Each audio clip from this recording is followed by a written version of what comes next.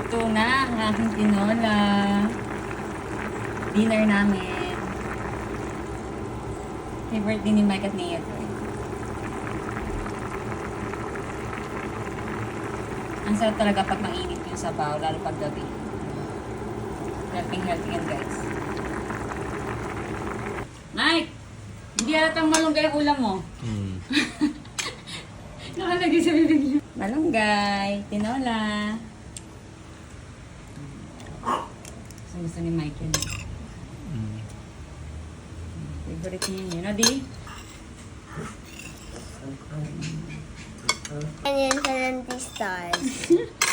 Masarap na. Gustuhan mo? Thank you. Lapit natin yan.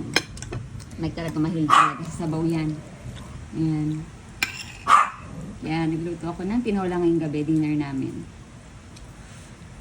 Gusto niya yung mainit, tinihigop na. Napawisan siya sa init ng sabaw.